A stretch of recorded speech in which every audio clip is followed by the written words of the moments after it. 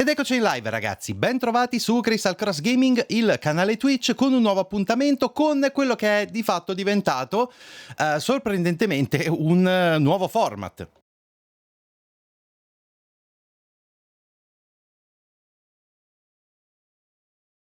Scusate, era messo male il microfono. Ovvero, sì, stavo dicendo, un nuovo format, ovvero le reaction e analisi. Un format che ho deciso di portare a settimane alterne, in cui vedremo insieme dei video interessanti e li approfondiremo perché sono effettivamente delle informazioni in più che possono far piacere. D'accordo? E è saltato fuori martedì scorso, così a caso, in assenza di Agne e della serata horror, così quasi all'ultimo momento, mi è venuto in mente di fare così e devo dire che la cosa è piaciuta a me, è piaciuta a voi, l'ho trovato un'ottima cosa da fare insieme, nel senso anche produttiva, effettivamente, perciò ho pensato di continuare. Un saluto a tutti ragazzi, ciao Luigi, ciao Master, ben trovati, ben trovati. Allora, aspettiamo tipo una decina di minuti prima di iniziare, perché così insomma si radunano un po' di persone e almeno iniziamo insieme più o meno a vedere il video, non mi va di partire subito immediatamente, d'accordo? Quindi facciamo un'introduzione a quello che vedremo oggi, per esempio. Oggi vedremo un documentario pubblicato proprio da Microsoft che racconta la storia di Xbox e il documentario si chiama appunto Power On, la storia di Xbox.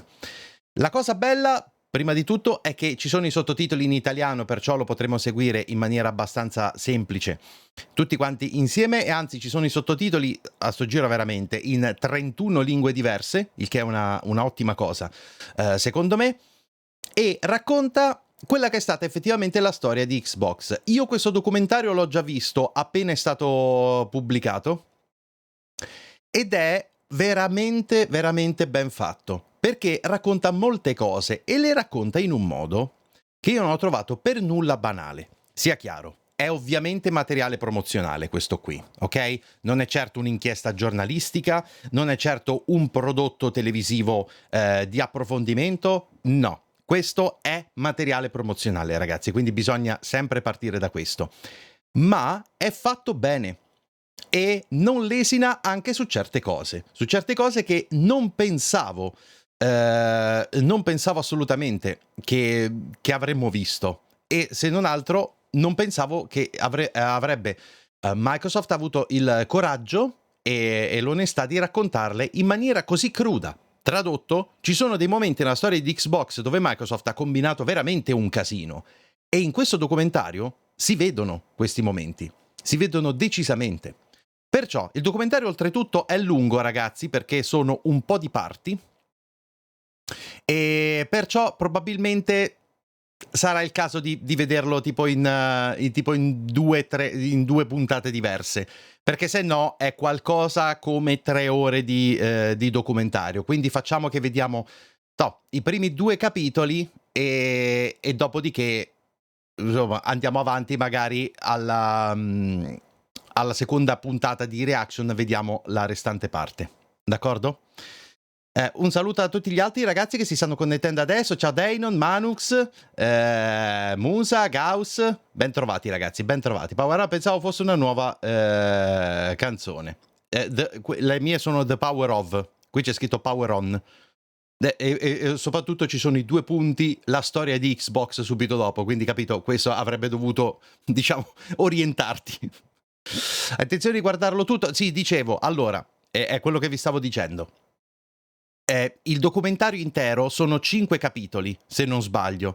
Perciò è bello lungo, ok? È bello lungo e non avremo modo di vederlo tutto. Anzi, no, scusate, sono 6 capitoli, effettivamente. Perché ero convinto che fossero 5? Sì, tutto intero sono praticamente 4 ore. Perciò io direi di vederlo in 2, se non 3 puntate. D'accordo? Però è qualcosa che vale la pena. Che vale la pena perché è veramente fatto bene. Gioia e dolore, decisamente. Va bene ragazzi, dai. Io direi di cominciare. 21 e 12, anzi va, altri 5 minuti e dopodiché cominciamo. Voi ragazzi l'avete già visto? Che cosa ne pensate? Sapevate dell'esistenza di questa cosa? Perché effettivamente hanno fatto un po' di pubblicità quando è uscito, ma non è stato promosso chissà quanto. Ed è un peccato, secondo me. Dovresti anche mettere la velocità 1.25? No, vabbè. Questo vorrei evitare di farlo. Anche perché secondo me risulterebbe... Cioè, non è una visione proprio, diciamo, confortevole. Io sono un sonaro, questa è la concorrenza. Grande master, è proprio questo lo spirito giusto. Hai provato il nuovo Plus? Che te ne pare? Non ancora, non ancora. Ancora no, ma sono curioso. Assolutamente. Assolutamente. È veramente un gran bel prodotto e è per questo che voglio rivederlo insieme a voi e parlarne. Io l'ho già visto perché lo avevi consigliato te. Sì, comunque, allora, essendo 6 capitoli e considerando che faremo delle pause, credo che questo sia il caso di vederlo in tipo un paio di parti. Va bene, stop ragazzi, dai. Partiamo. Siete pronti? Adesso andiamo alla schermata principale. Come sempre, mi raccomando, seguitemi qui su Twitch se ancora non l'avete fatto, pigiate quel bel cuoricino, abbonatevi con Twitch Prime se ne avete la possibilità perché aiuta davvero tantissimo il canale. Seguitemi anche sui social come Instagram e Telegram dove c'è la community, supportate il canale tramite link affiliati, tramite Amazon, se volete prendere qualcosa da Amazon o da Instant Gaming o tramite il Patreon e iscrivetevi ai miei 2 canali YouTube, tutti i link sono qui sotto tramite il bot in chat. Ciao Luca. Va bene? Va, si va. Eccoci qua. Pronti, pronti. Power On, la storia di Xbox, capitolo 1, i rinnegati.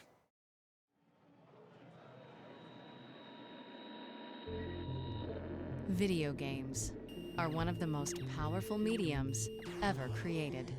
This merger of imagination and technology has introduced a fundamental evolution in human interaction. And now represents a culture of 2.4 billion gamers connected worldwide. Yes! But just 20 years ago, the console that kicked off the era of online gaming in the living room almost didn't exist. You ever want to make hardware?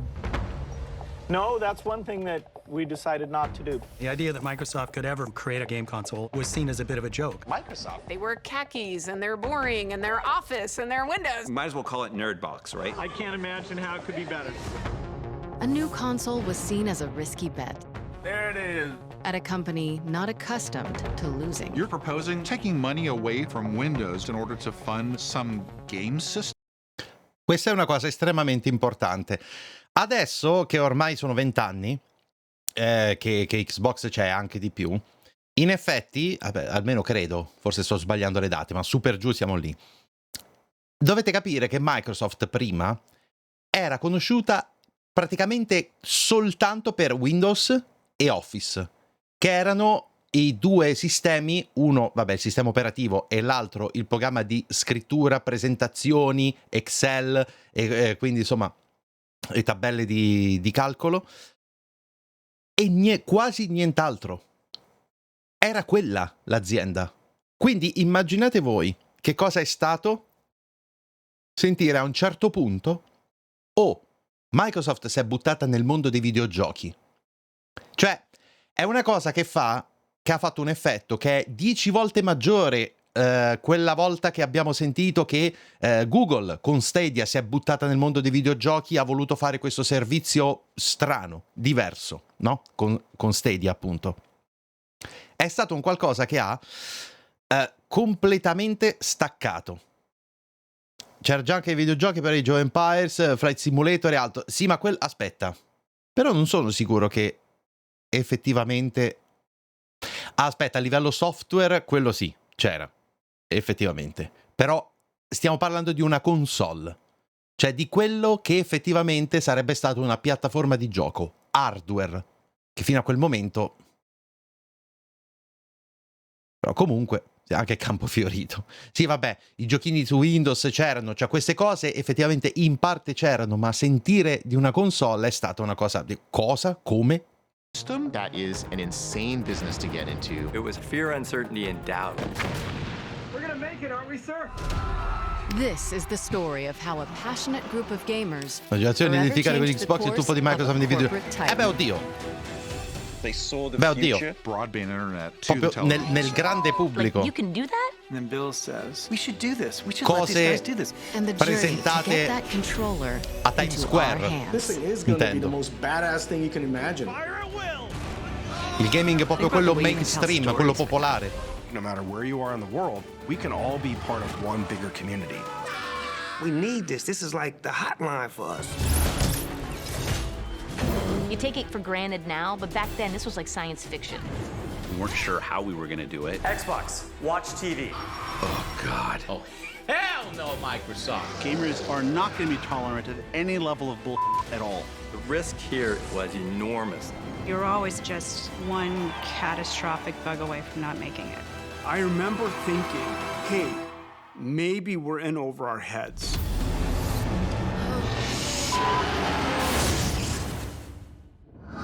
There's a new contender in the video game wars. Xbox is going to be the future. Truly the future of video games. Xbox. Taking over the living room. Limitless, connected digital entertainment. You guys never understood. The company is going to face fierce competition. Sniper! It's a ticking time bomb. Makes me very nervous to actually play this for you. Xbox getting a major overhaul. A bold vision for the future of gaming.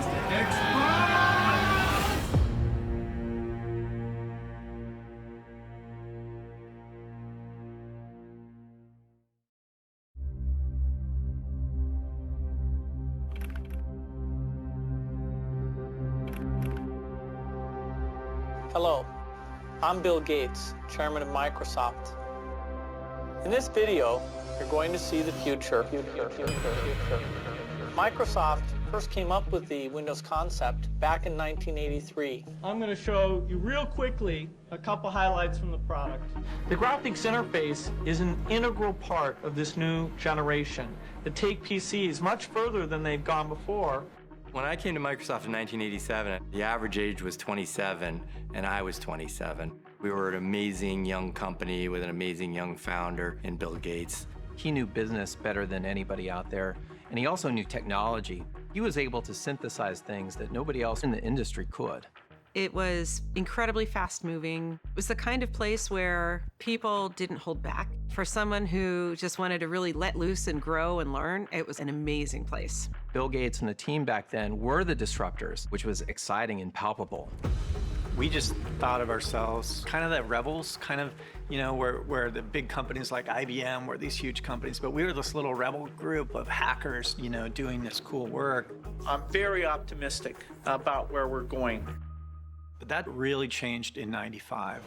Windows 95 has taken over computer stores. They were online in the middle of the night. Personal computer users packed into stores dying to get their hands on one. When Windows 95 launched, it was like a coming out party for the whole company. Microsoft made a thing that everybody in the world wanted. It was like air to me. It just was. It existed and you needed it. Today's world, you can't make it without a computer. It has thousands of programs that some of us may need. I can run 3 or 4 applications at the same time. Windows 95 is so easy, even a talk show host can figure it out. By the late 90s, Windows was dropping $1 billion to the bottom line every month.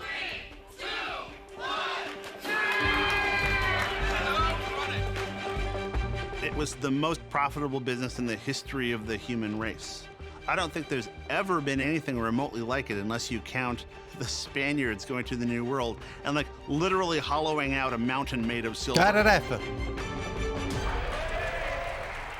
Microsoft, which has a business relationship with NBC, is the most powerful engine in the new age of computers, a giant cash machine, and it strongly disagrees with the government. In the late 90s, we were sort of the bad guys, the Death Star. The perception of Microsoft, I think generally, was not great. They were in the middle of the Justice Department monopoly issues. We were the big gorilla in the room on most subjects. And so people viewed us as sort of the big bad tech company. By 1999, 90% of computers Quante worldwide applicazioni use aperte the in questo Microsoft Windows operating system. sul PC in questo momento?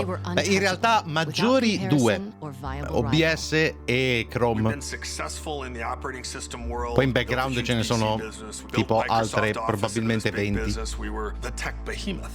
Windows overtook that industry and transformed the world. But during that period, disruption was coming from all sides.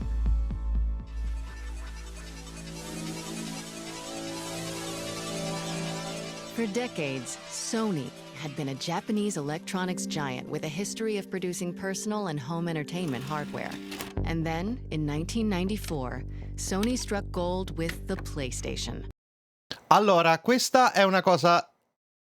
perché le persone non hanno avuto esattamente la stessa reazione con Sony, che si è buttata nel mondo dei videogiochi facendo la prima PlayStation? Perché in quel periodo là c'erano in tanti che facevano console, ma soprattutto nel mondo giapponese. Questa era una cosa, perché in Giappone c'erano 3 case. Nel momento in cui Sony lancia PlayStation c'erano 3 case, cioè Sega, Nintendo e PlayStation. Più ce ne sono anche altre, a dir la verità, che hanno fatto le loro console, e quindi lì per lì non suonò così strano. Un po' sì.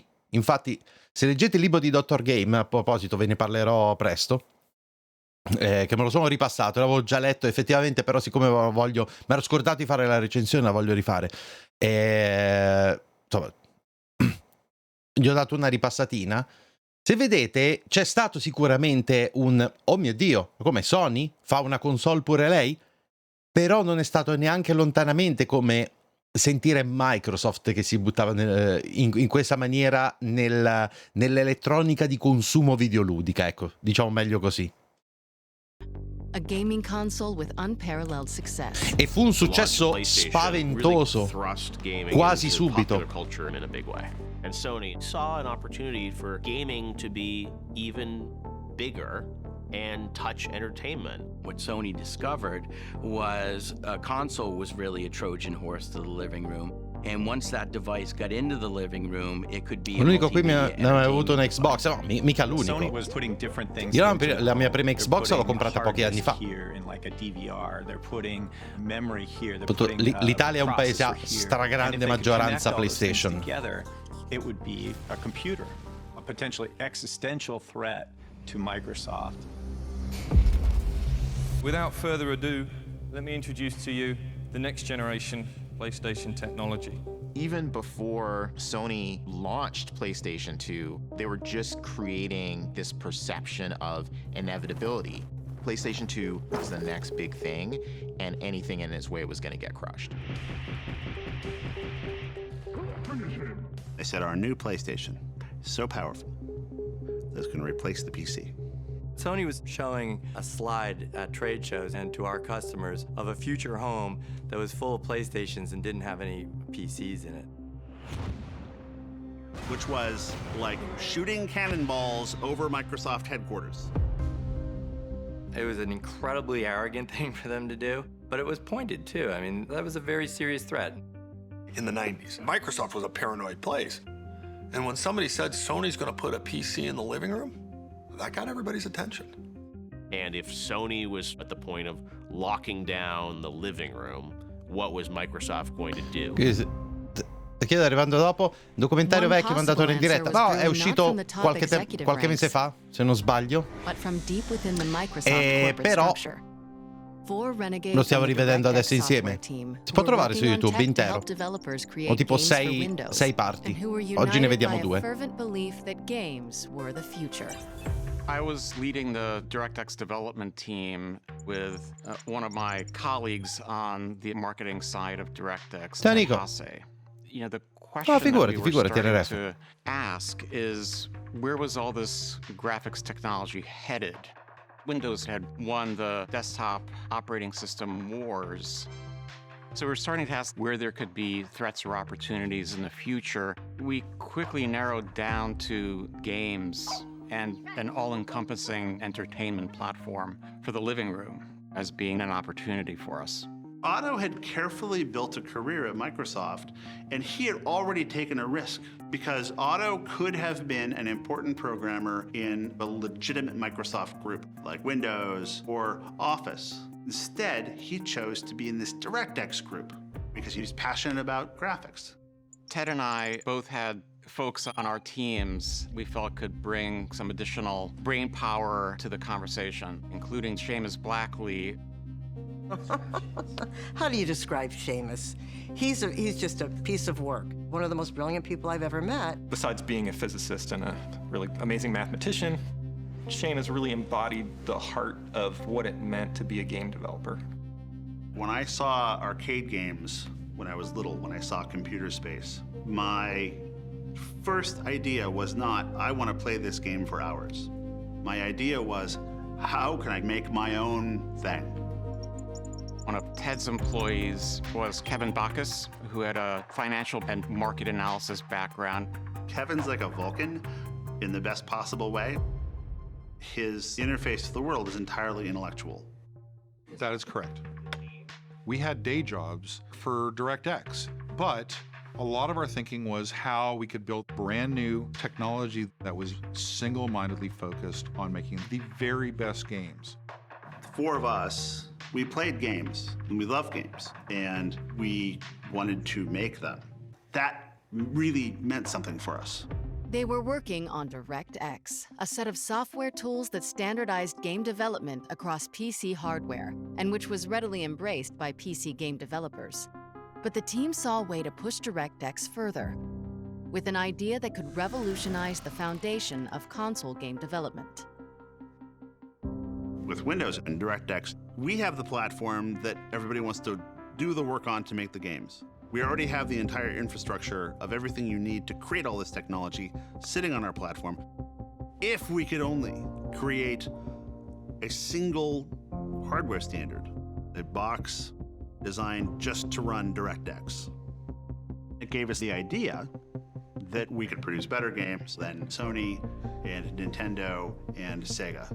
At that time, Japanese game consoles had very proprietary chipsets, and they just didn't work very well for, Western developers.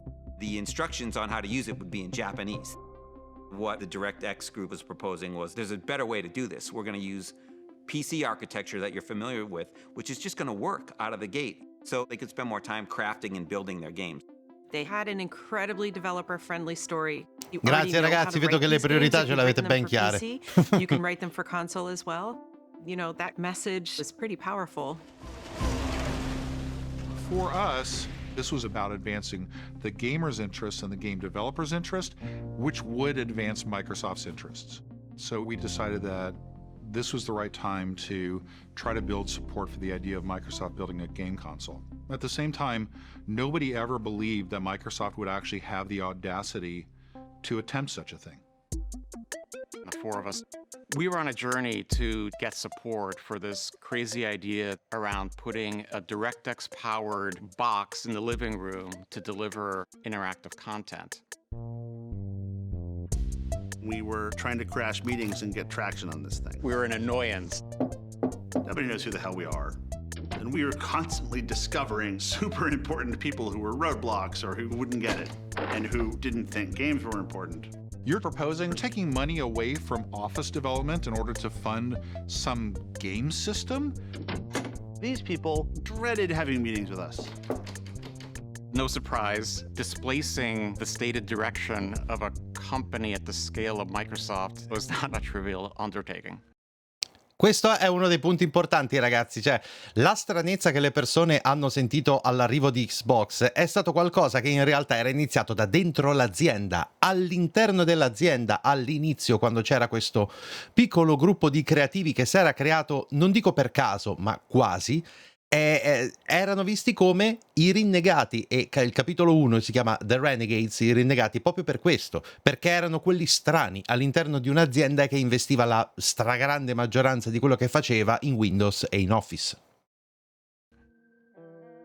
Realizing Compreso Bill Gates, tutto questo, e adesso lo vedremo. that who you knew inside of Microsoft was at least as important as what you knew, we brought in the guy who could try to build support for the idea of Microsoft building our game console, Nat Brown. I had a lot of time spent talking with different teams and working with kind of long-term strategic planning. Nat had an incredible network of connections. He opened up a lot of doors for us. Nat was sort of like our Obi-Wan Kenobi, this wizard figure who would show up and go, oh, I know who you need to call. You need to talk to the guys in this division or that division. He knew the structure to Microsoft. It's been nothing but a fight to figure out how the place works. One of the first things Nat said was we needed a proper code name. Something that would plant in people's head and take on a life of its own. Nat said, well, isn't it really a DirectX box Buco in the dinosaur, living ciao. room? I'm like, yeah, it's like a DirectX box. That's what it's about. And we just put up on the board, let's call it the DirectX box. So we had this awkward thing in our mouths all the time. There's a DirectX box. And I remember saying, that's too long, it's just Xbox. And we liked that. That was our code name as a stand-in until we had something better come along. We built a business case that showed how big this business could be. To get buy-in on that, you have to distribute it, you have to go socialize it. My trick was getting our stuff in front of executives to make them say, I want to understand this business. The team set their sights on a logical choice. A senior executive who spoke their language, literally. Yeah, I'll play real quick. Però il modello che prendeva fuoco, oddio, ti potessi riferire a due cose diverse. In realtà vale per entrambe. Ed had been critical in the development of Office. It's one of the biggest franchises, even at that time, that Microsoft ever had. He had this passion for games. Ed ecco il nostro Phil Spencerone. At a very early age. When most high schoolers were getting their first minimum wage jobs, Freeze was already cashing royalty checks from his first game. So let's take a look at this high-quality product. A clone of the hit arcade game Frogger, aptly named Froggy. Highly original, as you can see. Yeah. When I left Office to go run the games group, people told me I was committing career suicide. Thank you, that's it. Good night. They said, why would you leave Office, one of the most important parts of the company, to go work on something no one cares about? And when I got there, running the games group, I found out they were right. No one cared about what I was doing, and that was awesome. In 95, the games group was really small. It was like 20 people. In a lot of these tech companies, there's not as much respect given for those other disciplines. Microsoft at the time didn't care very much about games. I think we were just more of a hobby. We were gamers working in like the bowels of some Microsoft corporate building. Our goal at the time was to push Windows as a gaming platform. I always felt like I was doing underdog stuff, and that's actually what I really enjoyed. I enjoyed trying to bring Microsoft from behind in PC games. After Windows 95 launched, we had to wear these t-shirts that said, Microsoft knows games. You know, it was obvious we didn't really know games, otherwise we wouldn't have had to put it on our shirt, you know what I mean? Choose your favorite form of world domination in Age of Empires. But after a couple of years, we launched Age of Empires. It was kind of crazy what a fascination that game became. And it was one of the signature PC strategy games for years. That was actually Beh, ancora lo è, in effetti, da molti punti di vista. And we were growing our publishing business. As we started to ship more quality games, we finally got to the point where we were respected in Microsoft, and people were like, okay, Microsoft actually does know what it's doing when it comes to games. Ed took a broken games business and fixed it and made it profitable and found a way to do it at Microsoft. These are difficult double black belt Aikido corporate moves. Steering the tiny PC games division into a profitable department had won Ed the trust of Bill Gates. And yet, Fries himself wasn't satisfied.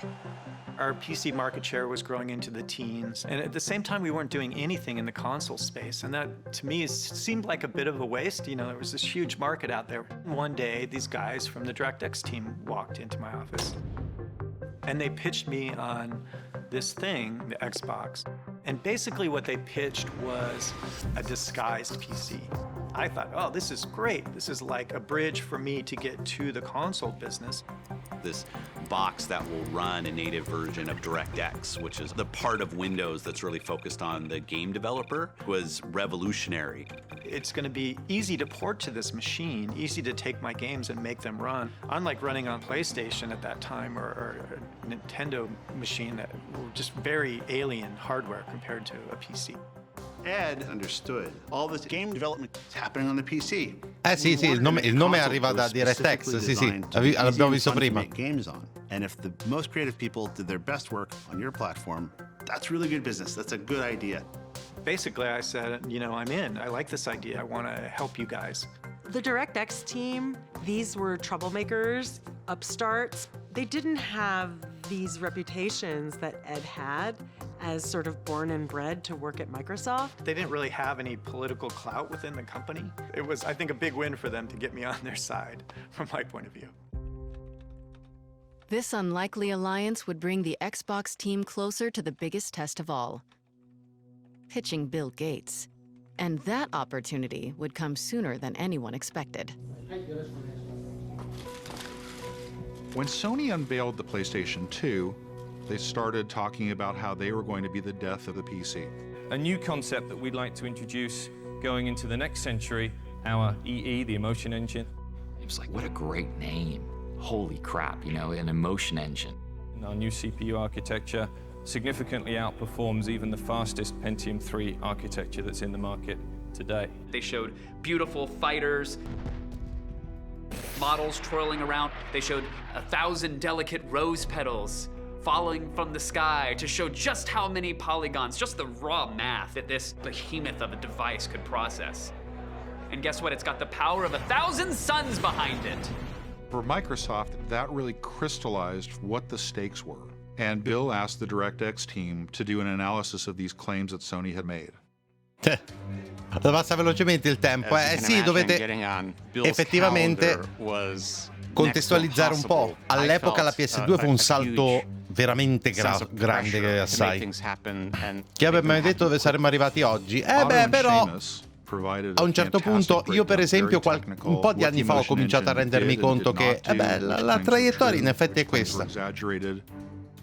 And at the end, they very audaciously slipped in a little mention of the fact that, se me l'avessi chiesto negli anni 90, no. Too. And we put together what we thought at the time was a pretty compelling argument.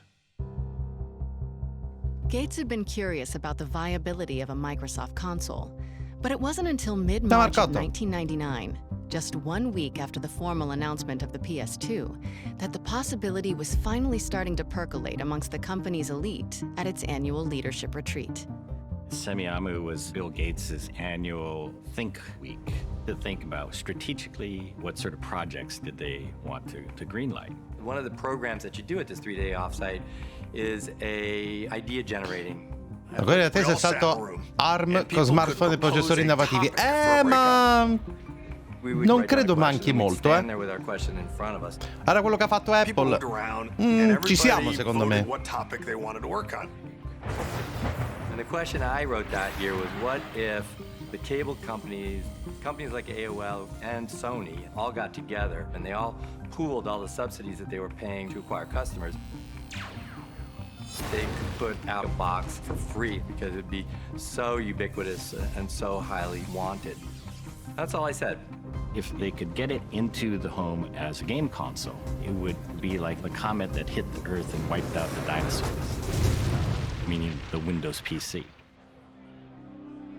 I got a big line of people behind me on that one, including Bill, and off we went to start talking about it for a couple hours. And so we had a sort of a 2-hour thrash on Sta cosa è assurda dei cartelli comunque. What was the state of play with Sony? And coming out of there, Gates just called it. He wanted me to look into what we should do about it. Thompson's big question resonated with Gates, and a call went out to the entire company looking for anyone who could answer. It was sort of an all-points bulletin to senior managers all over the company saying, anybody working on any of this kind of stuff.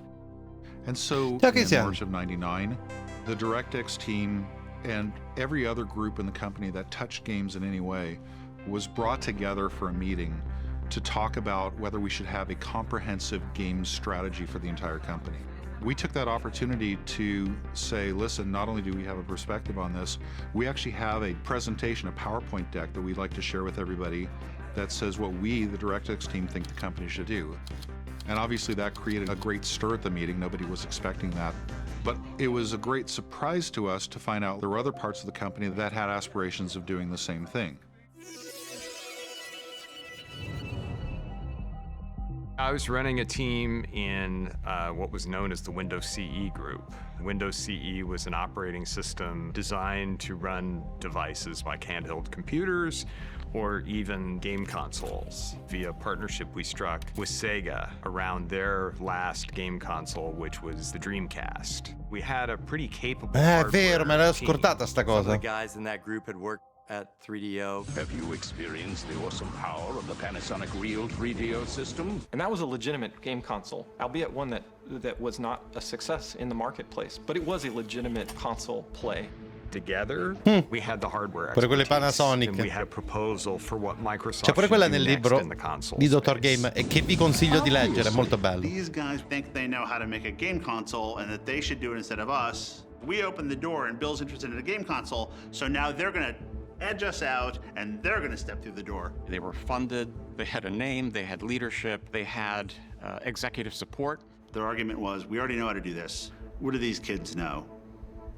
Go with us. The DirectX team was young and hungry, full of tech know-how and vision. But Windows CE was well known within the company and had experience on their side. Suddenly it was a race to try to get the most legitimacy inside of Microsoft, where the winner was going to be the one to bring a game console to market. And it came to this big battle with Bill. It was what Microsoft often seemed to do, which is pit two groups of smart people against each other. Classic Bill Gates move. The stage for the cage match was set. The DirectX and Windows CE teams would battle for the right to make a Microsoft game console in front of founder Bill Gates. È interessante questa, eh? Belonged the spoils. Having Bill in the meeting was always a fantastic thing, as well as increasing the tension at the same time. Somebody's confused. Somebody's just not thinking. He was legendary. If you went in and you're full of shit, you get shut down.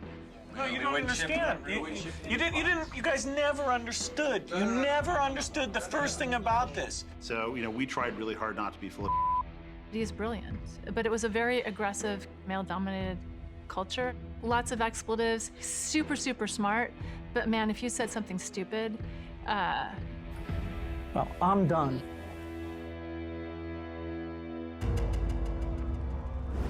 Round one. From my group's perspective, we felt good. We thought they didn't really understand the console space, so frankly, we discounted them a little bit. Ready? Che tipo, eh? We proposed something that aligned very però. much with how business was done in the game console. Diciamo che due market cose la that portate a existed. casa sto tipo, eh? You got to meet the market where it's at. The Win CE guys were sort of like preaching the model, but the model isn't very interesting. In their pitch to Bill, as we're sitting there horrified, they're basically talking about recreating the 3DO or making a game console similar to everything else that's on the market. And we're like, you don't enter a market and copy what the competition does exactly. You enter a market to disrupt it, to do stuff they can't do. Windows CE presented, and they talked about this device and blah, blah, blah. And then the DirectX team got up and presented this vision for Xbox. There were two things in our plan that we thought absolutely critical to the success of Xbox and games on Xbox, which had never been done before on a game console. Number one, a hard drive that would be important not only to save information about the player's state and what accomplishments they had done, but also so they could store large amounts of data somewhere and be able to access and change that over time. I remember there was a big debate about should there be a hard drive in it or not a hard drive in it. We were the not hard drive folks. We didn't see the benefit of it. The second component that we thought was absolutely critical was Ethernet. The Sega Dreamcast was basically the first console in history to have any kind of online component to it. But theirs was dial-up internet using a modem. That was the technology of the time. We realized that that was a short-term solution. What we wanted to do was to point towards the future and integrate Ethernet and high-speed broadband internet to the television set. We wanted to bet on the future rather than on the present. The ability to connect machines to each other and to the internet was a core part of the DNA. We were pitching a very traditional game console, and the Xbox team proposals, I understood it. It sounded to us like, hey, we're gonna take a PC and we're gonna go build a console out of that, and it just didn't seem credible. It's just not the way the business worked. Final round, fight. These two groups came at the idea of building a game console in very, very different ways. So this meeting got really contentious. We have to watch these guys like on our plan and tell us it's not going to work and talk to Bill about how game consoles really work. I'm waiting. I'm like, come on, Bill, kill him, shut him down. They're full of shit. He doesn't do it. I wanted to see the Bill Gates of old. I wanted to see Old Testament Bill Gates, the guy that was famous for throwing people out of meetings and telling them never to come back and telling them that they're the dumbest person in the company. To my horror, Bill sat back and stroked his chin and was very thoughtful. Bill said, well, I think both teams raised some good ideas. But he didn't seem really that impressed. In front of that audience, we realized we had to bring out every stop. The guys from the DirectX side knew that you don't go to a Bill Gates review without showing something really spectacular. Tutta questa parte io non la sapevo minimamente quando ho visto la prima volta. We made this little device that had relatively old PC technology with a game console-like case on it. And we modified Windows with a hack that like tears open a hole from the bottom up and exposes the hardware. It was a bunch of PC components and a game controller, and it was literally just held together by chewing gum and tape. Soldering stuff, stripping wires. And this was like, in the back of our car or like, on the floor in a conference room that we were making this stuff. An ugly timer on it that showed Windows booting up from power. Booting a PC 20 years ago would take like 3 minutes. It could take longer. It could take 5-6 minutes. These guys played with a PC, pulled stuff out that wasn't necessary, changed the BIOS.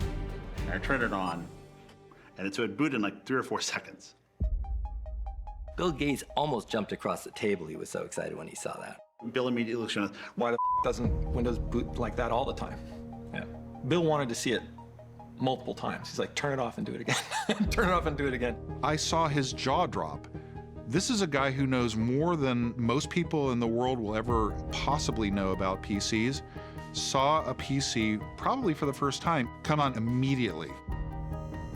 And we had a software emulator of a PlayStation that had been written for Windows. So you can imagine the executive's surprise when we took a PlayStation disc, stuck it in the Xbox prototype, and immediately Tomb Raider came on screen in all its glory. It bridged the gap of believability. It made the idea of Xbox seem tangible and real and achievable. The DirectX guys were stuntmen, and they played the game a lot better. We, frankly, I think, underestimated what they were going to walk into the room with. That meeting wasn't a great outcome for us. Purtroppo non la decido io la risoluzione della live, ragazzi. Io però sto streamando a 1080-60. Well, nobody told them to build hardware, but they did. Unfortunately for the Windows CE team, they brought a PowerPoint to a demo fight.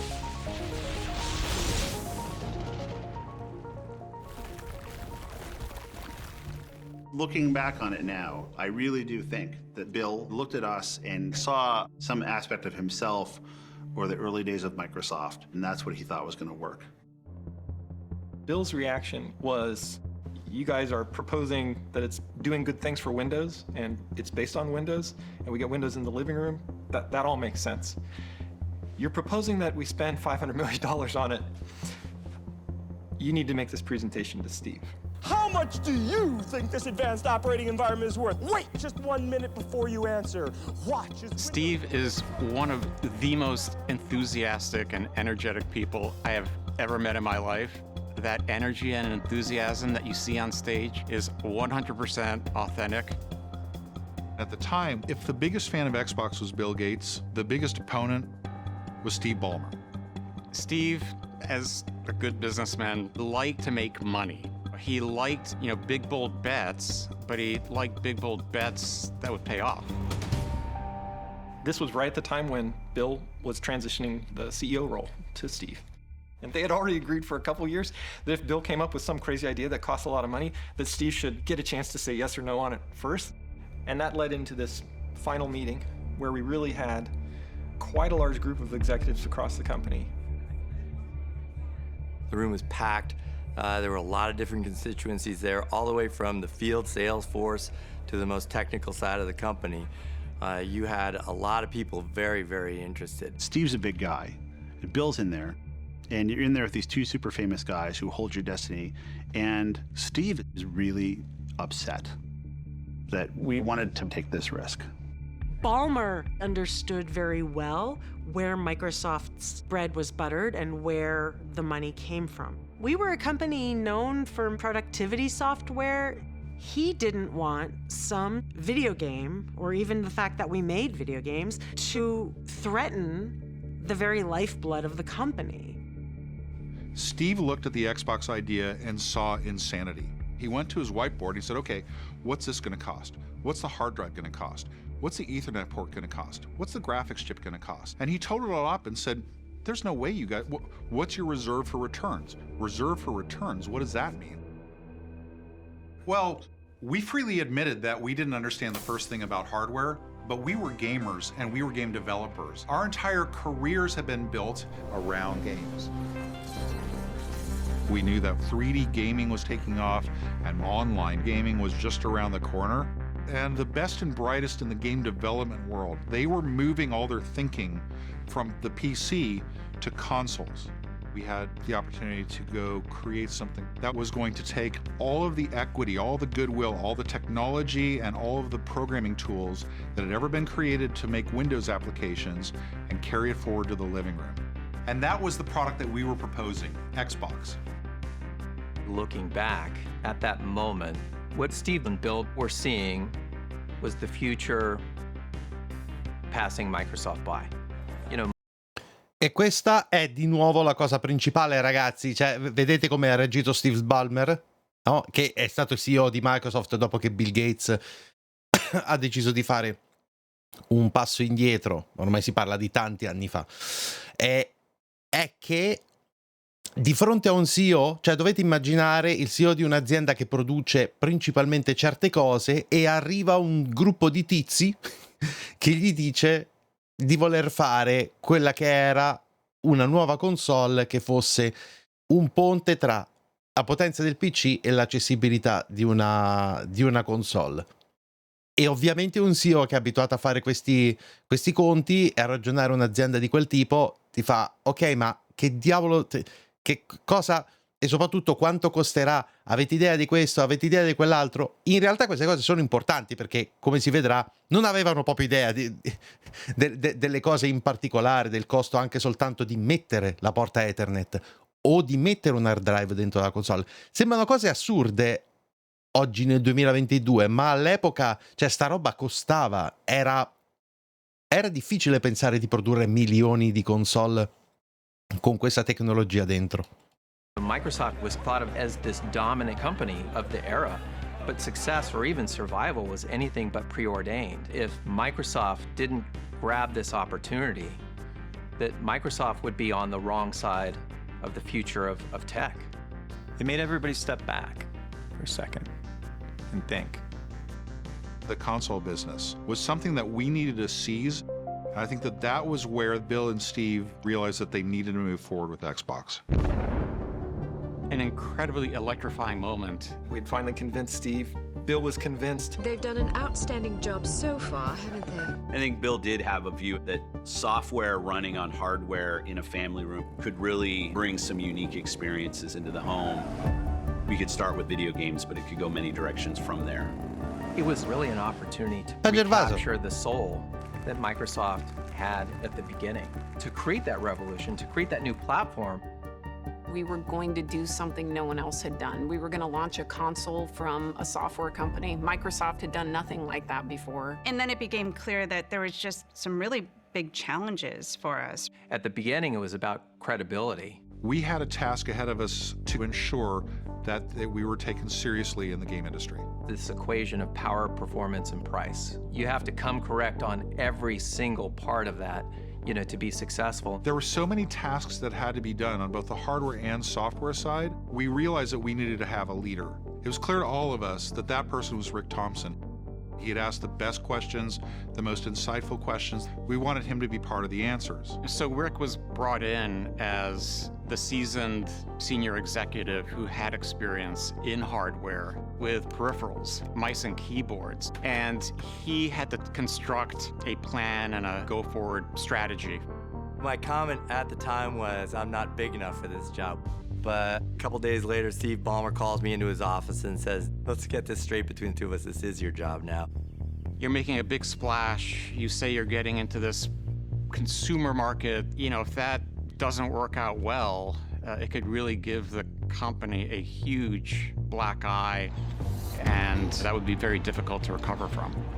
The risk here is enormous, the amount of money we could lose on this project. And for me, it was fear, uncertainty, and doubt, because you got a business guy who's going to try to figure out a business model with my little team. Ciao Nigan, sto vedendo il documentario sulla storia di Xbox, che è molto interessante. None of us actually knew the rules of the game that we're playing. And we basically just stood there and looked at each other and said, oh, like, now what do we do? Ok, e questa, ragazzi, è la prima parte. Adesso andiamo diretti alla seconda. The idea that Microsoft could ever compete with Sony or Nintendo. Microsoft is going to make a game console. It was seen as a bit of a joke. You might as well call it Nerdbox, right? We needed to prove our credibility. This thing is going to be the most badass thing you can imagine. Dude, we need a metal X, and it's got to have a green eye, shooting a laser out. I want it to blind people. The game developers are not going to be tolerant of any level of bull at all. I opened up the first machine, I'm like, what the? Oh my God, what happened in there? Seamus is backstage soldering as the auditorium is filling up. And then it's in front of the boss. The boss is coming on. The Microsoft brand is on the line. The Microsoft name's on the line. Bill's not going to be happy. And it was terrifying. He's screaming at us. You guys have lied to me. You guys have played me for a fool. And he says, this is a insult to everything I've accomplished at this company. It was terrifying. I thought my career was over. There's a new contender in the Ma video che game casino wars. adesso. Questo è uno dei momenti migliori. Truly the future of video games. Xbox. Taking over the living room. Limitless, connected digital entertainment. You guys never understood. The company is going to face Schippo, questa è l'introduzione.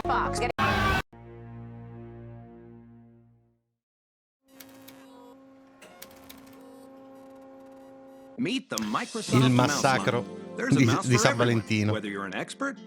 Caligna, ciao. Let's start with the basics. GioCactus, grazie mille della Subcom Prime. Grazie, grazie. Back in 1987. I ran it for 13 years. Hired Per 4 mesi di fila. Grazie, grazie, grazie. By 1999, we were doing $600 million worth of business a year. Rick was working for me running our hardware business. Think mice, keyboards, we had some speakers, we had this thing called Interactive Barney. That's super duper. At some point, Steve Ballmer shows up and says, Rick's gonna go do this business exploration. I want you to help sort of supervise and support him. Steve Ballmer tells me Xbox is my new job and is very convincing So about dai, it. Having been in hardware all of my career at Microsoft, I need to understand how this is going to be a good business for us. Do you ever want to make hardware? If you want to be a great software company, you have to be only a software company. You can't dabble in other things. The idea of building a game console from scratch, the risk here was enormous. We really understand what it is to be gamers, but we're panicking like we have to figure out Questa how live to casca a build fagiolo, hardware. oggi mi è arrivata l'Xbox. No Oh, idea what's perfetto. None. Like, couldn't have been less qualified to build a console. Everything about making a console is hard, including taking an upfront loss on the hardware. Sony, Sega, Nintendo, they design their own hardware, they manufacture it themselves, and they sell it at a loss and make a profit on games. And that's how the business model works. So for Microsoft, that is an insane business to get into. Our P&L said we were going to lose $2 billion for the privilege of maybe later on, somewhere way down the road, we'll make money. And once you started it, with all the commitments that you make trying to convince the game developers to make Xbox games, you can't really stop it. What have you done? What madness has claimed you? We made it the point to Steve Ballmer to say, if you guys start this thing, don't come back 6 months from now and say it hurts too much. Any new console hoping to have even a chance of success needed to win over a group of notoriously tough critics, game developers. And getting past those gatekeepers would require Microsoft to make a flawless debut at the world's largest game developer conference, GDC. Games sell consoles, and so in order to sell consoles, we had to win the hearts and minds of the developers. The only place I think we could have ever announced Xbox was GDC. The next GDC would take place in March of 2000, so the Xbox team had only 11 months to design and deliver a functioning prototype. Time is running out for Microsoft to get on the board. If they didn't announce by GDC 2000, they were going to be ceding too much of the playing field to Sony. They had to do it. And there was still one massive problem to solve. Who was going to build the console hardware? The plan had never been for Microsoft to do it alone. The only way that we could actually get Xbox made properly was to go to the people that were really good at building hardware. Rick was trying like hell to find somebody to partner with us, people had expertise that he knew we didn't have. Companies like Dell and Compaq and NEC and Toshiba. We start these meetings, and most of the guys would look at me and go, who are you? And should I believe you or not? And I'm like, no, really, we're going to do this. And the OEMs all, laughed in his face. Like, we understand enough about the console business to know that all the money is made on the software. And you're coming to us and asking us just to make the hardware while you make the software. We're not that dumb. Rick's point of view was, we have no chance of doing this ourselves. And so then the question became, how do we partner with Nintendo? Or maybe we should partner with Sega. Sega seemed like a natural choice because of Microsoft's previous collaboration on the Dreamcast.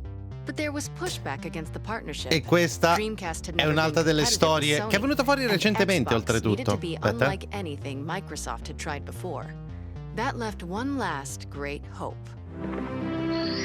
With Nintendo's 64-bit technology, now Mario lives in a 3D world, and you can make him go wherever you want. As we began to understand the business model, we really appreciated Nintendo. People don't buy consoles, they buy games.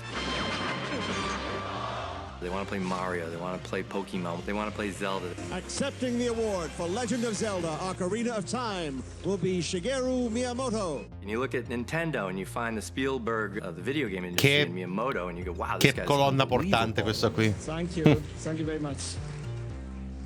I knew I could convince Microsoft to outright buy Nintendo. Oh. I mean, it would be an amazing accomplishment E because it's the questa. national treasure of Japan.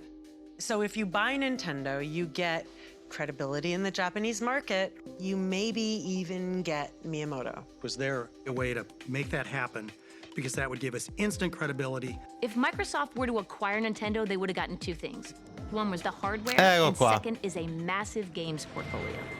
From Rick's point of view, if you could acquire Nintendo, you would immediately have access to the best game library in the world, full stop. So I made an introduction to the people that ran Nintendo of America, told them what we were interested in, and then we made a trip to Kyoto. And who do you think you are barging into my office? But I could tell from the first meeting that there wasn't a chance. This was Tell you they what, were highly skeptical. Guards! They were like not even remotely interested in selling the business. I never got past square one on trying to acquire them. That to me is the pivotal point for Xbox. Oh my gosh, we're actually gonna do this ourselves. And that scared the crap out of us. Because once it became a do-it-ourselves project, now the Microsoft brand is on the line, the Microsoft name's on the line, it's gonna be big and public. We're gonna have to do a lot of things new, we're gonna do hardware at scale. We are no longer in the Microsoft playbook. An unprecedented challenge called for some change-ups and new additions to the team. Ted, Nat, and Otto left for other pursuits, while Thompson brought on someone new. Someone known within Microsoft for delivering complex projects against impossible deadlines. One day, this guy comes into my office and he sits down and I'm like, who are you? And he says, I'm Jay Allen. I said, who's Jay Allen? And he looks at me like, everybody knows who I am, right? We're really on the cusp of this digital entertainment revolution. So while for 25 years now, Microsoft prided itself on making the world more productive. Now our challenge is to blend that with making the world less productive. He was seen as a futurist that had a lot of credibility internally at Microsoft. There was, the famous internet memo. He sent Bill Gates this memo that basically said, hey, Bill, we gotta wake up because this thing called the internet is coming and it is going to transform commerce, it's gonna transform society, and it's going to be powered by broadband connections. And so we made a huge, bold bet by putting a broadband connection in the back of the Xbox. Everybody thought we were nuts. You have to remember, back in 1999, less than 5% of the US households even had broadband. Right, and I remember Jay che bei saying, tempi, we're gonna bet on the future, not against it. He had a vision for where online gaming could go and what Xbox could become, and Bill paid attention to Jay. Well, it's very hip to be on the internet right now. With the right team together, Xbox needed the right operating system, and that was a little tricky. And political. It's just amazing how popular PCs are. Windows had been the catalyst for Microsoft's meteoric rise. Games, word processors, calculators, calendars, all running faster than ever. Bill Gates had been won over to the team's pitch on the understanding that Windows would power Xbox. But the team knew that Xbox needed to be leaner than a PC. Windows was an all-purpose tank. Xbox needed a street racer. One of the things that makes Windows great is that you can do lots of things at once. You can be running Word next to Excel, next to IM, next to Photoshop. And so the idea was, if we're going to put a video game console in the living room, it's going to run Windows. Once or twice a week, we'd get pings from E questa è un'altra di quelle cose assurde. around Microsoft. Office was kind of the notorious one, saying, hey, I hear we're doing a console. I hear it's going to run Windows. What do I have to do to get a build of Office running on it? I bet people would like to edit their Word documents while sitting on the couch. What's the rating of this? Okay, so we had to do two things. One, we had to tell these groups off. That is not what this is. If you actually think people want to sit back on their couch doing spreadsheets, it's not going to happen. At the same time, we needed a lot of code for these groups. Clippy, So we had to esatto. tell them off nicely. You're dismissed. The services that Windows provides are really valuable, but the most important thing for games is speed. If you have an operating system taking 15% of the CPU and half the disk, you're dead. One possible solution was to use just the Windows NT kernel, essentially the brain of the operating system. This would leave more space and flexibility for developers to program games. There was just one problem with that solution. The Xbox team didn't have access to that kernel, and the Windows team wasn't about to share it. Here we are in the computer room that holds all of our server machines. If we'd have gone and asked the Windows team, they would have insisted that we take Windows as is, no modifications, subject to their approval, and we just could not bring that baggage over. So we had to steal it. We stole it. We stole it, yes. I have it running on this machine here. We actually grabbed it at night off of a server when no one was looking, about 3 weeks before a major Windows release was going to happen. We brought it back and just started hacking and slashing stuff out of it. We had to refactor and cleave off functionality to make this box so tuned that the games could be brilliant. What started out as a 4.5 megabyte working set for the kernel got that down to about 200K. So a tiny, tiny, tiny fraction of what Windows is actually made it over to Xbox. You could call this the evolutionary approach. It becomes clear that what we're going to do is not what Bill and Steve thought they had approved. È un piccolissimo problema questo. Chi gliela spiega a Bill Gates questa cosa? Quello che è appena successo? Chi gliela va a spiegare a Bill Gates? Windows, but not actually Windows itself. The new operating system was streamlined, but nothing like the Windows-powered version the team had pitched to win the technology bake-off against Windows CE. With GDC 2000 just 1 month away, for Thompson and the team, it was the moment of truth. Time to call one final meeting. A do-or-die presentation to Bill Gates on Valentine's Day Hey, to Bill, ask if he could open his heart to a Windows Lite version abbiamo prima of Xbox. rubato il codice di Windows, l'abbiamo mutilato di tutto e questa è la cosa che servirà per alimentare la macchina che tu hai approvato. Bill's not going to be happy. This was the final meeting to either approve the Xbox or cancel it. One of the highest stakes meetings I was at my whole time at Microsoft. Which is the Valentine's Day Massacre. Ed ecco il momento. It's like a 4:30 meeting. Rick, Thompson, myself, Ed Freeze, Jay Allard are the 4 Xbox folks there. Steve's there. There was a whole outer group of people too. So this room was packed. Well, about 15 minutes late, Bill walks in. He's holding the PowerPoint presentation and he walks up to the table and he throws it down on the table and he says, "This is a insult to everything I've accomplished at this company."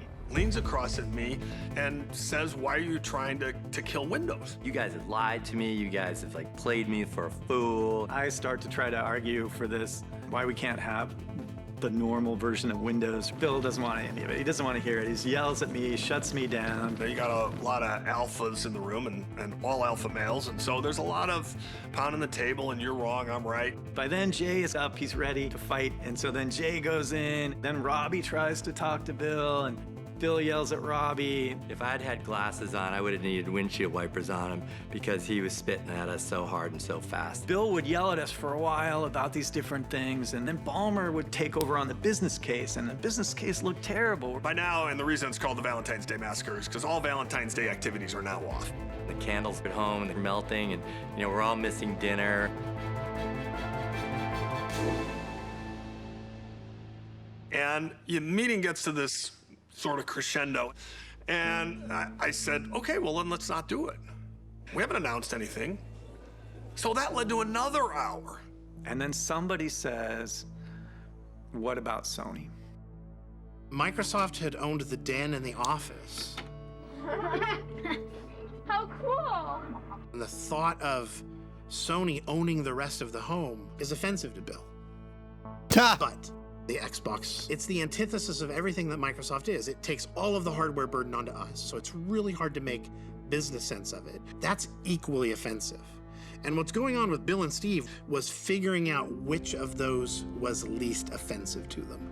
Bill kind of pauses and he thinks, and he says, "I think we should do this." And Ballmer's like, "Yeah, we should do this." And then they start getting excited and it starts going back and forth. "We should do this. We should let these guys do this." Bill's like, "Okay, we're gonna give you guys everything you asked for. Really want you to be successful in this project. You have all my support." And that part of the meeting took 5 minutes. And I turned to Robbie. I'm like, "Robbie, that was the weirdest meeting I've been in at 15 years at this company." Cioè, stiamo parlando di una delle più grandi aziende del mondo, con probabilmente una delle persone, se non la persona più nota dell'intera storia dell'informatica e del mondo del computer, e un meeting che è andato avanti a bestemmie e insulti per tipo 1 ora e mezza, e poi alla fine qualcuno dice: "Scusate, e Sony? Sony si prenderà il soggiorno. Abbiamo intenzione di lasciarglielo fare? Ok, fatelo." Questa cosa mi ha fatto pisciare sotto. È meraviglioso tutto questo. È meraviglioso. All I remember is Kevin Bacchus coming by and basically saying, "We're doing it. We're doing it." The system was going to get built hundreds of millions of dollars would be spent marketing it. Even Ballmer said, once E we say poi yes giù to this, we soldi, say via. yes to this. This is real. This is as real as it gets right now. We're going to book the speech at GDC. Bill Gates was going to go on stage in front of the world and announce it. And it became very real when Rick Thompson sent an email saying that Xbox had been approved for an initial funding of $1 billion. With $1 billion E giù on the $1 line miliardo and less di than a dollari. month left until GDC, Xbox's big debut had more writing on it than ever. The team set to work creating a prototype and recruiting game developers to the platform. Vedete che A l'odio si monumental diventa task for a sottovalutato. software L'odio è company la... that didn't have much street cred. è la When it concorrenza. came to console gaming in the late 90s, there was no perception of Microsoft. They weren't in the picture. But when it came to the PC side of gaming, Microsoft had a reputation. Ed Freeze had built Microsoft Game Studios and kind of organized the studio structure by genre. We had like a role-playing studio. We had a sports studio. We were doing golf. We had a basketball title and we had a baseball title. But it was around the time we shipped Age of Empires that we started to really get respect. You've built a glorious empire. Mamma mia, quante ore ho già passato. It was beautifully scored. Age was a great game. It was a ton of fun. Everyone loved it. Age of Empires is a grand franchise. But if you talk to somebody that likes to play Super Mario Brothers, it's really kind of a different customer entirely. And I think that they didn't necessarily view Microsoft as being in the gaming business. Esattamente. To recruit È quello console che game dicevo developers all'inizio. to its unproven platform, Microsoft had to innovate development tools that would rival the competition, making game developers an offer they couldn't refuse. We were all about what we were giving the game developers to work with to create the greatest games ever made. The PS2 was really unfriendly environment to developers. Seamus Blackley and Kevin Bacchus and Ed Freeze, they were saying, we're gonna fix this. So more of the money is going Vuol dire on the Nintendo screen, gioca not a just parte. trying Ma to Nintendo figure out aveva bisogno di how to dimostrare hardware. niente a nessuno And a that questo was like, punto. Cioè, andiamo. Really? I mean, it was like Fatto oxygen. già delle console mega di successo, alcuni dei giochi più amati dell'universo. Non aveva bisogno di niente di tutto questo. Il che però portò alla Nintendo 64, che è andata non come le altre. We know at this point we're heading toward Xbox announcement at GDC. Game developers have to be excited so that they could talk to their other friends in the games industry and tell them, you know what? Xbox is legit. The innovations offered in the Xbox created a promising future for console game developers. But to deliver that future, Microsoft still needed to complete a working prototype to debut on stage at the Game Developers Conference. When Microsoft first started talking about doing a game console, everybody's willing to listen, but you need to see it. We had to create a prototype game console that was obviously not going to be the final design of the hardware because we didn't know what Xbox was ultimately going to look like, but at the same time, look nothing like a PC. Questa è una cosa estremamente importante da capire, ragazzi. A questo punto qua, loro stavano per andare alla GDC a presentare agli sviluppatori quella che sarebbe stata una console, ma la console vera, cioè, intendo, fisicamente, mica esisteva ancora. Quello che avevano fatto era quel delirio di meeting che hanno fatto con Bill Gates e Ballmer, ottenuto i soldi che gli servivano, capito qual era la direzione da prendere, messo insieme la lista dei componenti, ma mica c'era qualcosa da mostrare alla GDC. Cioè vai da uno sviluppatore, gli dici a parole tutto quanto, però non è niente. E quindi dovevano avere qualcosa. E sentite adesso. I had started working with the hardware guys' rapid prototyping group, which was literally in the parking garage. And they had like built a temporary structure and a bunch of parking spaces and like made it like a little office. So I went to this area where the artists were, and they were having a remote control car race in the office. Around the desks, going right around. And that's how I met Horace. No, Revolt, che bello. In a lot of ways, I work very scattermind. I don't really work on a linear path. Most of my days spent with markers and paper and just doodling. I remember the guys coming in about 6 or 7 in the evening when everybody was leaving the office with this big motherboard from the 90s. This gigantic board that had all these PCI slots on it, and said, put this into something that is presentable on stage. And I still remember staring at it going, what do I do with this thing? The traditional Microsoft product was very ergonomic centric. The mouse, the keyboard, but with the Xbox, it was very different.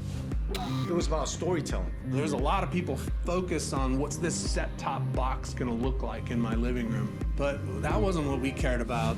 Horace was really interested in what was happening when you got sucked through that screen. The role of the designer, it was how to tell the story at a glance. That Microsoft is about to go into a space that is brand new to what Microsoft was accustomed to. Telling people that this thing is going to be the most badass thing you can imagine. I would go down and visit Horace, and there would be scraps of prototype drawings and other pieces of vision work that he would have. The whole idea was this nuclear reactor almost, trying to hold this energy that's inside that is so intense. He's like, dude, we need a metal X, and it's got to have a green eye, you know, shooting a laser out. And he's always gonna use sound effects, so he's gonna be like... I wanted to blind people, because that's kind of how Horace would talk about these things. That sense of escape and that sense of capability and power is what we try to create with this green portal. And inside there, everything is possible. That was how we wanted people to feel when it's on stage. You could have shown up to GDC and plugged in a PC and tried to tell people it was a console, and not a single person in the audience, I don't even think we would have believed that that was really going to be a console. So we knew we needed to show something beautiful. People got to be able to tell in an instinct that this thing is called Xbox. What we ended up building was a 40-pound machined aluminum X. Questo è il primo prototipo. L'avevate mai vista? Io sì, in realtà l'avevo già vista. Ma questa doveva essere... Vabbè, andiamo avanti. That had been buffed to a chrome finish. These big, beautiful, shiny chrome X's, they were like these incredible sports cars. We ended up taking literally a solid hunk of aluminum and carved it with a 6-axis CNC machine. That box took 2 weeks to carve and 1 week to polish. Building those metal X's was very trying. Drew and I just, after work, you know, get a can of kerosene, get a rag, and just keep buffing it. Rub, rub, rub until that thing was polished. Somebody brought it out into a meeting and took a towel off of it and showed it to us, and I was like, that can't be in people's living rooms. And everyone's like, calm down, it's a concept. And I'm like, okay, awesome about the green eye. How am I gonna fit the components in there? And what we ended up doing is, if you look at a PC, there's like this main motherboard. So we stuck the motherboard at this, you know, on like one angle. We had to shave off the edge of the motherboard because it just didn't fit. We soldered the hardware together ourselves and borrowed space in the lab. You know, I'm sure people looked at that and they're like, whoa, it's like this polished X. It's got this, you know, amazing green eye. But it was the world's messiest PC build. Like, it was components like just jammed in there. And you're like, is it gonna work? Oh, well, you know, work this time. I guess that's the one we'll take with us to GDC. Ed è questo che hanno portato alla GDC. È meraviglioso. Forget about the people who actually make the games. And so we're here in San Jose, California, for the Game Developers Conference to remind ourselves that without these people, we'd still be playing checkers. Announcing Xbox at the Game Developers Conference was like every Christmas morning rolled up together. Video game developers are upping the ante on creating realistic games. Microsoft upped the competitive ante, announcing a new concept, codenamed Xbox. At GDC, the idea was that Seamus would go on and basically be the demo guy, talk about Xbox, show the demos. But this was the first time that Seamus had stood in front of an audience of game developers and gamers since the launch of Trespasser. Before he came to Microsoft, we knew Seamus from his stint at DreamWorks on Trespasser. It was a personal passion of Spielberg. He was very involved in it. I'm in Steven Spielberg's office, and we're gonna do a game that could be a spiritual successor to Jurassic Park, that takes all of the principles of game design that I thought were important. Seamus really hit on this idea of trying to use physics to simulate a world populated by dinosaurs. I wrote a big physics system in order to make an island that was completely physically simulated. And they say every leaf and every branch that you walk into in the woods is gonna move. And that was kind of a dream that we're like, yeah, that sounds good, but how are you gonna do that? How are you gonna make that perform? Well, the end of the story was we're not. And I made every mistake in the book. You can read about this online, all the stupid things that I had managed in that project. And we shipped it before it was done. We shipped this broken game right into the jaws of the birth of internet gaming sites and the first fan sites. I personally just got destroyed online. And I had never seen anybody destroyed online. We know what that's like now. I thought my career was over. Everyone who was present. E quindi, insomma, questo è il background, no? Di quella volta lo conoscevano tutti, questo tipo, perché era quello che aveva creato questo gioco. Cioè, quindi, sì, tipo di Xbox che aveva lavorato a tutte queste cose, ma fuori le persone su internet, che ancora, diciamo, non era mega diffuso, ma nei forum, e che quindi questi sviluppatori un po' conoscevano, si parlava di questo. E la presentazione Xbox la doveva fare lui. In San Jose at the Game Developers Conference, they knew my failures with Trespasser. I remember sitting in my hotel room and I had to convince myself to just go show my face at this thing. And it was terrifying. The day of the unveil of Xbox, I took 3 Xboxes with me, like these metal X's, 1 for the stage and then 2 for as like, you know, what happens if this fails. We hand carry these things down in transit because these things are fragile. The idea was showing live demos, proving that we actually had nothing up our sleeves. The game developers are not going to be tolerant of any level of bull at all. All the things on the screen were specifically to show game developers that this Xbox was far and away better than any of the other consoles that they'd ever seen before. And they have to be done in such a way where it's clearly interactive, clearly real, clearly running on the hardware as advertised. We hand carry them down, we set them up, we turn them on. The first one doesn't work. I opened up the first machine, like I'm like, what the is going on here? Like something jiggling around that wasn't quite right, and you're like, oh my God, like what happened in there? So then we set up the second one, it doesn't work either. And the third one, none of them work. Seamus is backstage soldering, trying to get everything ready as the auditorium is filling up. Ma insomma, tutto questo si conclude, cioè, al momento della presentazione di questa nuova cosa, ne avevano 3, nessuna delle 3 di botto funzionava. He was looking on the verge of green. He just looked sick. You know, I was like, well, maybe this is stage nerves, but then I realized, you know, well, maybe it's also because all of our messo pure i demo sottotitoli, machines certo, were che completely ci sono in deconstructed. italiano.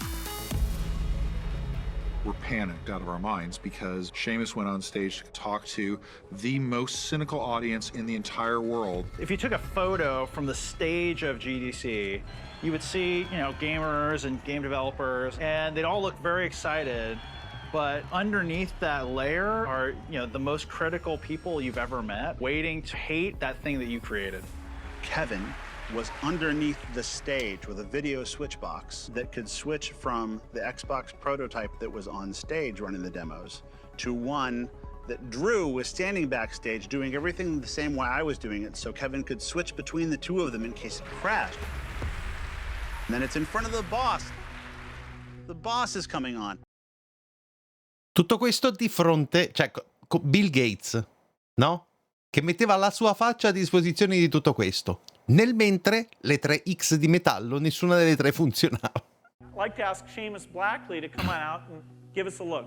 And then somebody decided we're going to make him put on a special leather jacket that doesn't really fit him.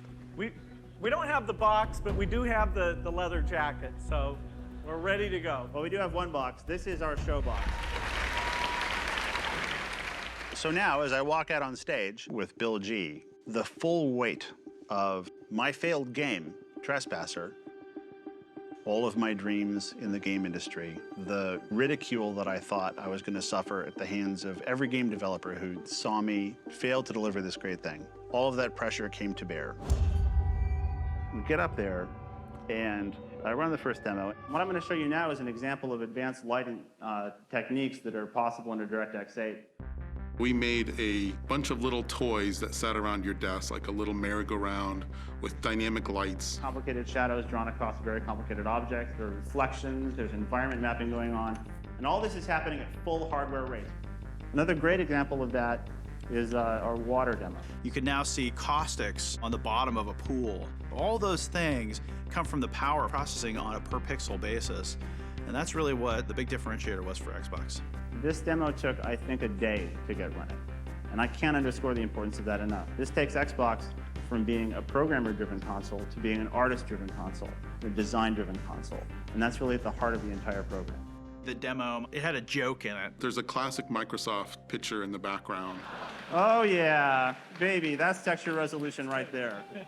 These were really smart demos and really ambitious.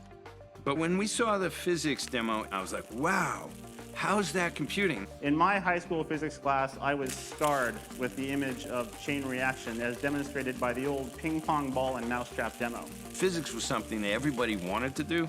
Seamus had tried physics with his Jurassic Park game, and it didn't work so great. But now you were seeing those ideas actually working right.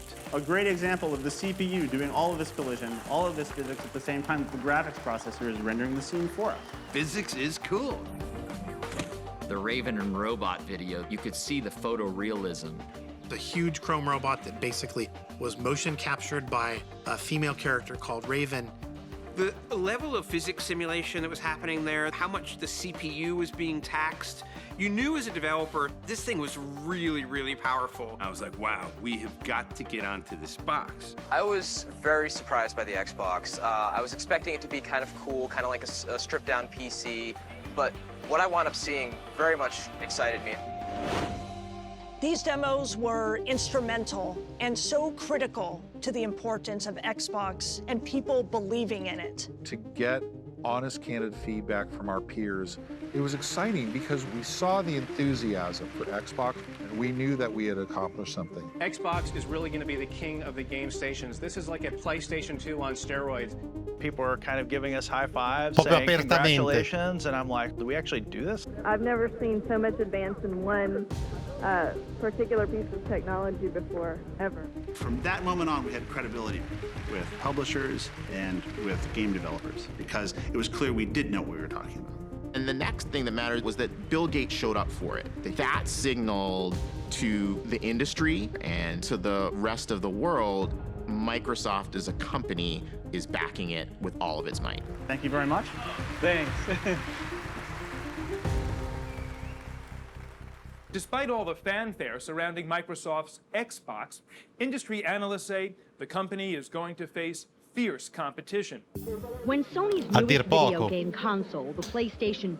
Dovete capire che la generazione PlayStation 2, che Sony ha ovviamente, è stata, credo che sia ancora la console più venduta della storia, credo. E quindi a dir poco concorrenza spietata. Cioè tutto sto casino oltretutto in un mercato che stava iniziando a saturarsi e con dei competitor che stavano tirando fuori proprio gli assi. Went on sale in Japan earlier this week. Consumers were frenzied with excitement. They snapped up nearly. Comunque mentre ti ricordo l'articolo per cui Microsoft si è adatta a videogame solo con Activision. Vabbè, quello è stato l'articolo di un giornalista italiano che ovviamente era meglio se si dava, non lo so, qualsiasi altra cosa se non tranne a quello. Cool, they're awesome, and Microsoft is like they wear khakis and they're boring and they're Office and they're Windows, and it's like. For over a year, the team had referred to the top-secret new console only by its codename, Xbox. But now, they had a chance to christen it with a bold new name, one that wouldn't evoke Microsoft's corporate image. Naming is the worst part of marketing. It's the hardest thing. Nobody ever 100% loves the name. Ever. Ever. Marketing would go to the same brand people that they would use for naming components of Windows, people who know nothing about games. paid hundreds of thousands of dollars to go through the most rigorous system of naming, tested against all of the right customers, and they came back with list after list. We had hundreds of names that were generated. Friction, Cyclips, and they were epically terrible. Norbo, Infinity, Zod, XOD, Shock Factor. Oh my God. Fireplug. Equestria, Vibe with a Y. Xantra. Xantra is absolutely a blood pressure medication. Frontier, Og, OG, Velvet. Zigzag, Zimulate. You see, anytime you're naming something, you have to play the kindergarten game that everybody plays with their children. You know, okay, I'm gonna give my child this name. Now, how are people gonna butcher that their first day in school, right? Carpet ride? I was having conversations with Robbie about, Robbie, Xbox is a really good name. No, you can't call it Xbox. Chiamassimo Xbox e We don't name esatto. products code names. We need a new name. It's like, well, okay, we'll look again. I would look again and come back. And Xbox is a pretty good name. I remember our final meeting with the naming experts. They came in with the perfect name. We've tested this extensively, and it's a winner. We tested it against the name Xbox. It blows it out of the water. Great, what's the name? With great fanfare, they unveil 11X. You know, because it goes to 11. Well, it's one louder, isn't it? 11. I looked at the marketing people looked at me, and they said, all right, we'll get on Xbox. Where can you go from there? Where? I don't know. Nowhere, exactly. Bam, tutto sto casino e un sacco di migliaia di dollari spesi in team che cercano nomi. We did a lot of blind research where we would bring in gamers asking questions about what should the role of the name Microsoft be on this console. First response when we mentioned Microsoft was they rolled their eyes. A video game console from Microsoft. What? Microsoft? Doing a console? First of all, it would take forever to boot up, and then it would probably blue screen. And then we asked them questions like, hey, if PlayStation were an animal, what animal would it be? It would be a lion, be the king of the jungle. If Microsoft were an animal, what would it be? It'd be a spider. It could kill you, but you also just want to step on it. If the name of Microsoft smothered the brand, it just was going to be a non-starter. Partiamo bene, insomma, no? Compete with Sony or Nintendo or even Sega was seen as a bit of a joke. Might as well call it Nerd Box, right? Bill Gates was the richest man in the world. They were such an important tech force, but what they weren't was in the living room. They weren't an entertainment company. Among gamers, 0% of people believe we could do it. I was a journalist, and I thought, I don't know how Microsoft is going to make a console worth.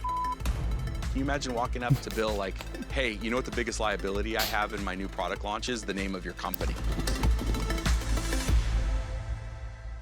Adesso torniamo a dover dire a Bill Gates di queste belle cose, no?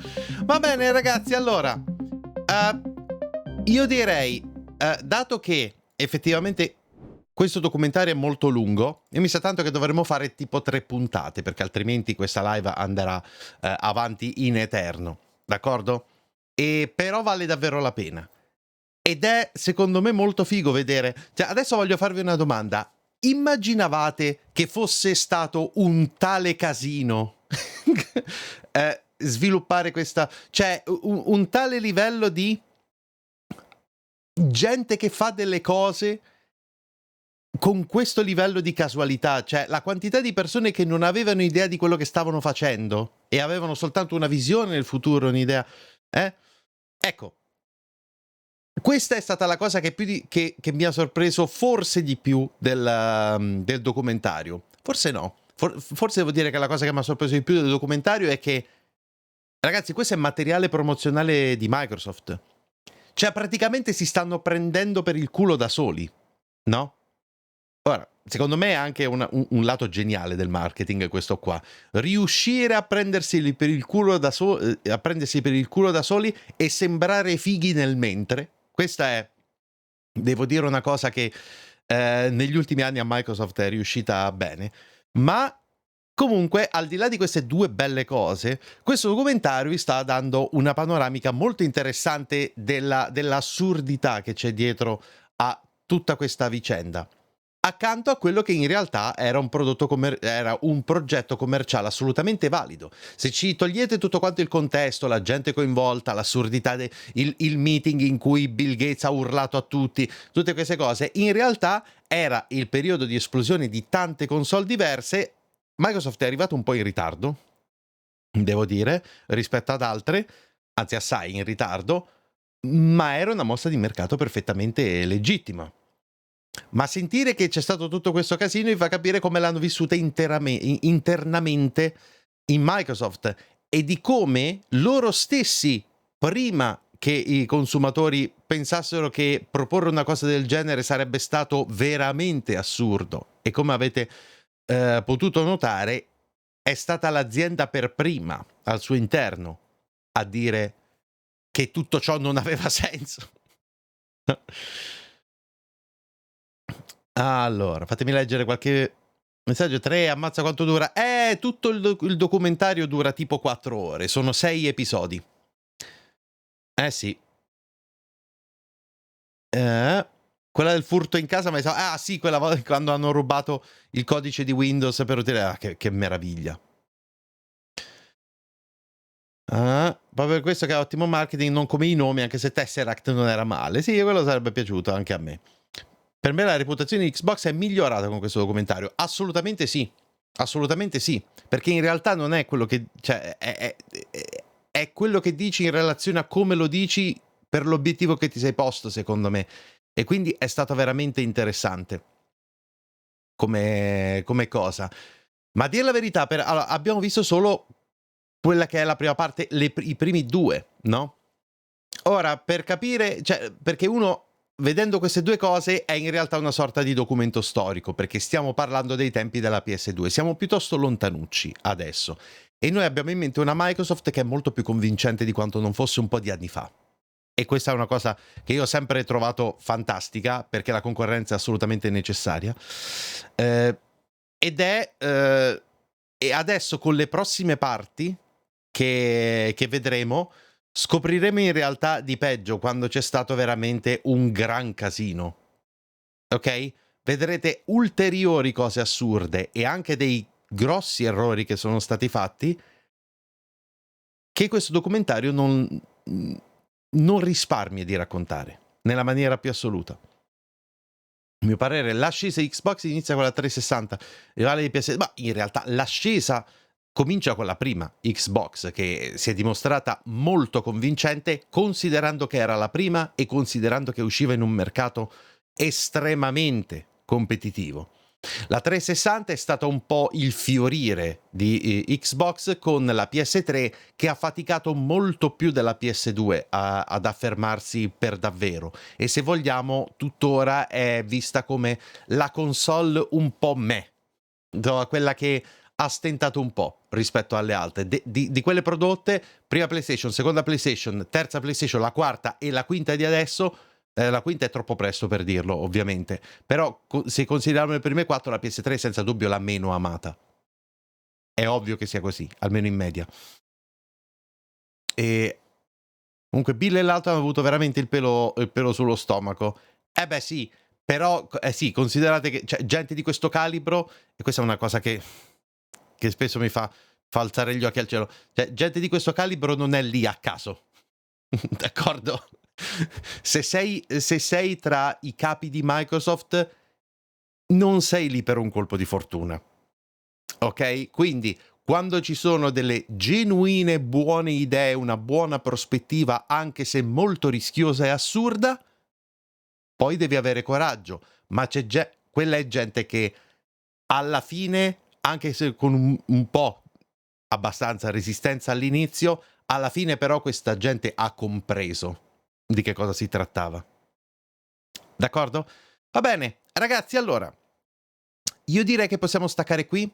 Noi ci rivediamo fra 2 settimane per continuare il documentario, perché come vi ho detto queste reaction e analisi le voglio fare a settimane alterne, e continuiamo così. Se questi contenuti vi piacciono, io direi che è una buona idea continuarli, c'ho una bella lista di cose da mostrarvi e di cui parlare insieme.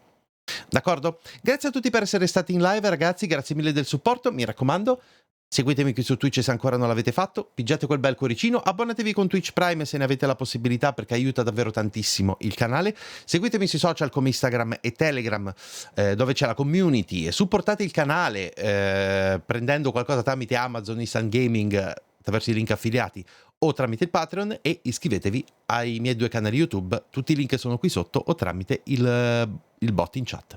D'accordo gente? A presto!